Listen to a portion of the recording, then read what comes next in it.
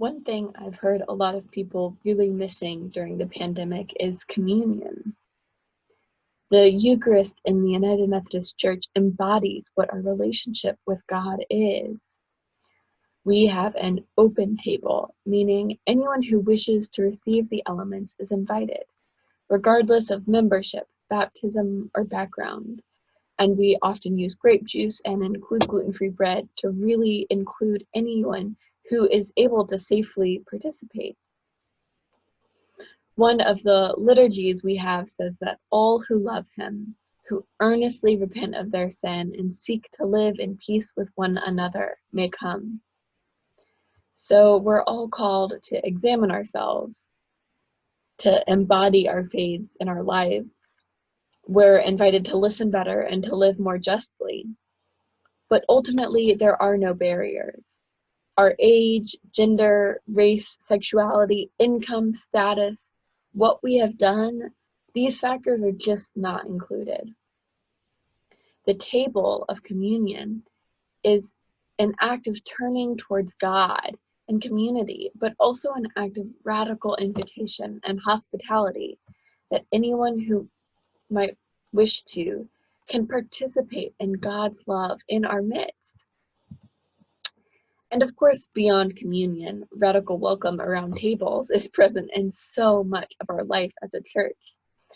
From gatherings in the Aldersgate room to back to school welcome picnics on the lawn to Seder dinners to small groups in people's homes or in the church.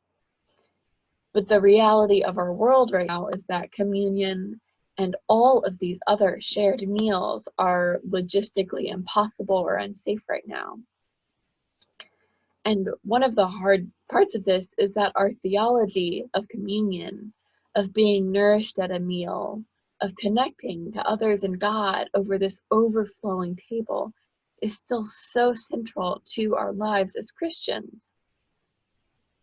So as I've been in the garden, a space where food is grown and shared and where community is connected, I've really been thinking about what an open table looks like in a communion-free world.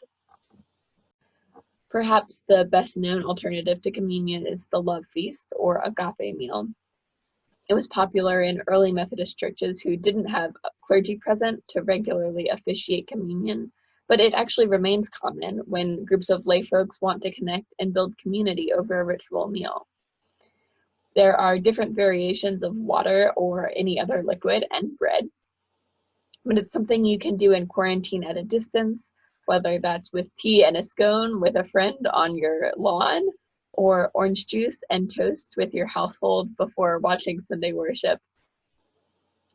The love feast is about the community you are present with, and as you share the bread, each person takes turn offering a prayer, a blessing, or a thank you for the person next to them. Or maybe instead, during the week, you might decide to enjoy a meal more mindfully, reflecting on your body as God's good creation, being nourished by God's good creation, listening to and loving your body in your day-to-day life at a table. But there are still other ways we live out our theology of hospitality and shared grace in our community, where all are welcome and God's presence is felt and our bodies are nourished.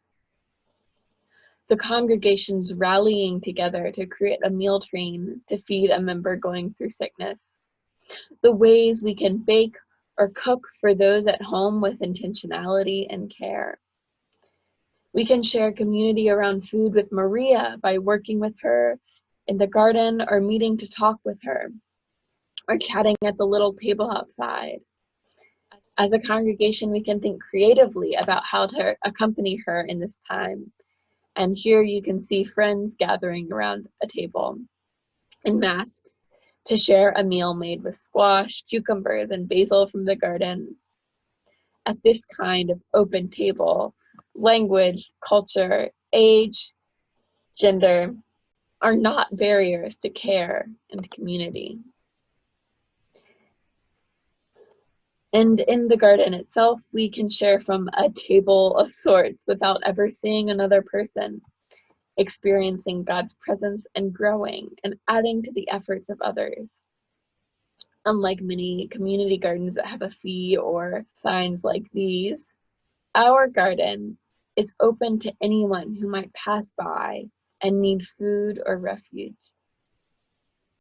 Even as we grieve losses that are unimaginable and wonder at how to stay safe, I encourage you to spend time reflecting on how you can intentionally claim new ways to participate in shared tables where we extend love, build community, and bless those around us. And if you have any ideas or things that have been meaningful to you in these past months, I would love for you to comment or talk to a friend about it or share those things with your loved ones. But mostly just take a moment, pray, pause a little longer, and allow yourself to be intentional about sharing in a table with God, with your household, and with your community.